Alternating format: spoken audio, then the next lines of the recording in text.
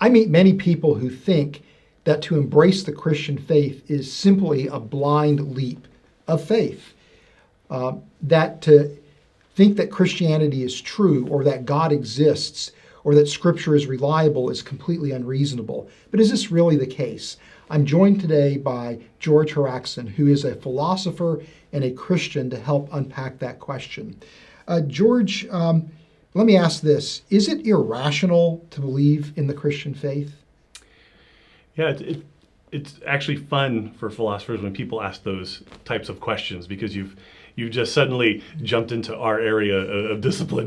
We get excited, I think, because when someone says something is irrational, I want to ask them, well, tell me what you mean by irrational. What do you mean by an irrational claim here? And philosophers like to make a distinction between rational claims, irrational claims, and non-rational claims. And so a rational claim is a claim that can be or is supported by reason and evidence, whereas a non-rational claim is a claim that is justified apart or beyond some type of reason through an appeal to something else. It might be an appeal to authority, through an intuition, feeling. We would talk about religious illumination, mystical experience, numinous experience. These are all what we would call non-rational claims. But they would still be considered legitimate.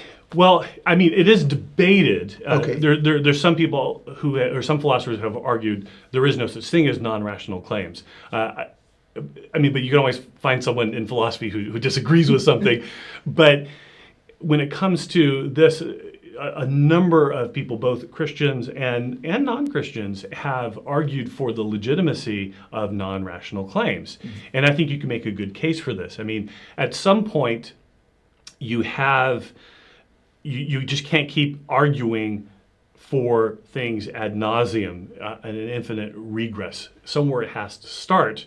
And you are justified on some foundational belief. And if that belief can't be supported by further evidence, because you're just going to ask, well, what evidence is there for that? And you're just going to keep going back and back. So whether you're a scientist or a philosopher, we all have certain presuppositions that may be either rational to hold or they're held in a non-rational manner.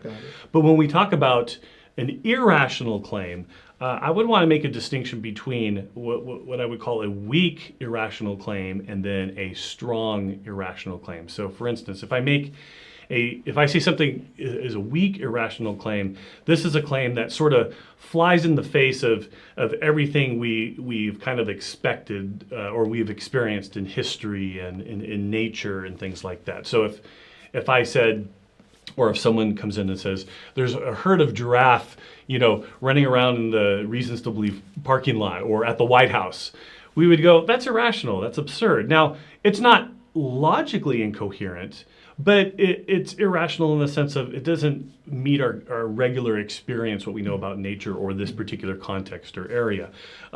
Another one might be, my friend jumped over the Grand Canyon. He leaped over it the other day. We go, well, there's nothing incoherent logically about that, but it's physically impossible. It's absurd. No one does that on planet Earth. A strong irrational claim is a claim that is self-contradictory. It is contrary to it violates one of the three laws of thought. And this would be something like if I wanted to invite you to my house to view my magnificent collection of square circles, right? And I'm going to charge you $50 for it. So get ready, but it's amazing. Now, of course, you wouldn't pay that money or go to see a collection of square circles. That's just an illogical type of a claim.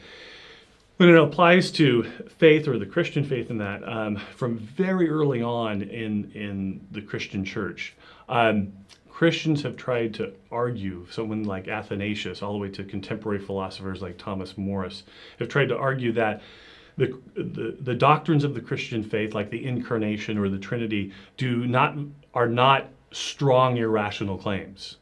They actually are logically coherent. They make sense. So you can read a book like Thomas V. Morris's The Logic of God Incarnate, where he defends the incarnation, that God can take on a human nature, is not a logical contradiction. It's not an irrational claim in the strong sense. You take something like the resurrection. Now that can seem irrational in the sense of a weak irrational claim, is that we don't normally experience people rising from the dead. This was a little bit of Hume's claim, David Hume, the Scottish skeptic. And so Christians have really worked hard at trying to show that this isn't a irrational claim in the weak sense. Furthermore, Christians have tried to show that our doctrines are not just they're not irrational, but they also are rational. They're coherent logically. And then we've tried to take the next step and say that they're actually true.